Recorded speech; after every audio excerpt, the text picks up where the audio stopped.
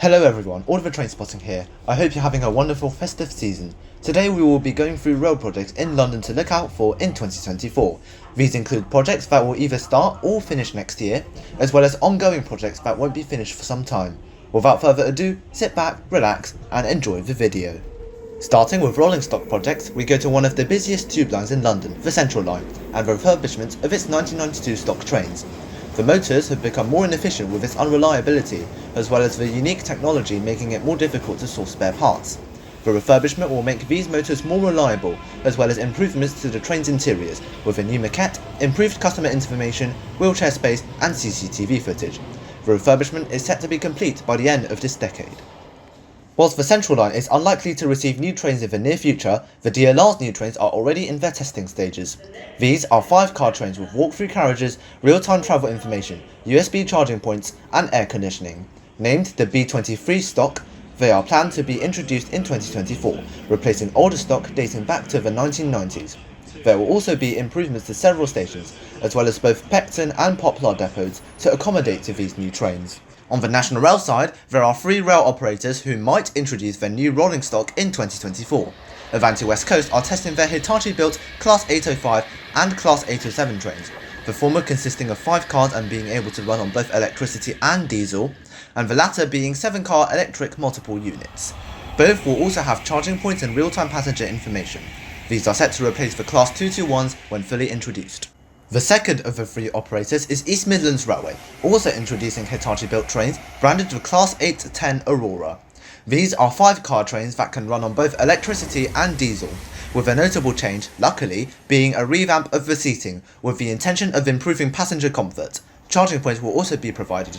These units are set to replace the Class 222s and Class 180s when fully introduced.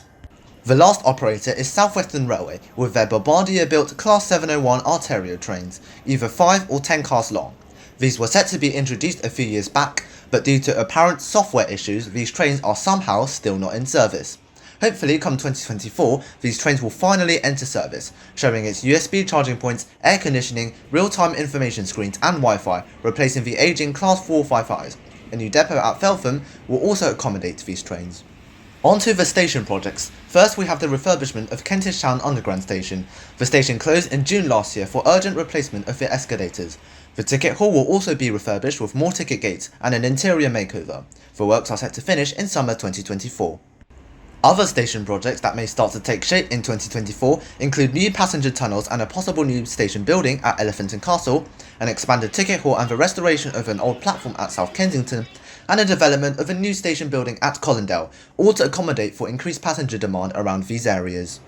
It's also likely that 2 more tube stations will go step-free in 2024, those being Knightsbridge and Paddington Bakerloo line, with the latter including a larger ticket hall. Meanwhile, 2 more stations served by the Overground will also be likely to go step-free next year, that being Surrey Quays and Seven Sisters, excluding the tube station. Other stations likely to go step-free in the near future include the soon-to-be refurbished Colindale station as well as Leighton station. TfL has also shortlisted 10 more tube stations that will be assessed for their need for step-free access. A major rail hub is also being built in West London in the form of Old Oak Common Station.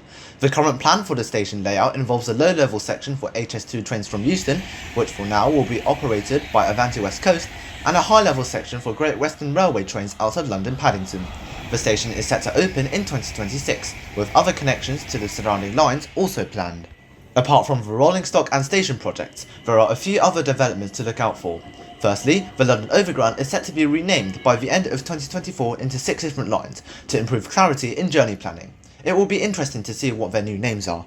The 4 Lines modernisation project is, believe it or not, still in progress in terms of its signalling upgrades to allow for automatic train operation, or ATO. The section from Finchley Road to Amersham, Chesham and Watford will receive signalling upgrades in the stages within the next few years. Finally, more parts of the network will receive 4G and 5G connection within the tunnels next year. These include more sections of the Northern and Central lines, as well as new sections on the Piccadilly and Victoria lines. The full map can be found on TfL's website. And that's it! If I have missed anything, please do leave a comment down below and also make sure to like and subscribe if you've enjoyed the video. Thanks for watching and see you next time.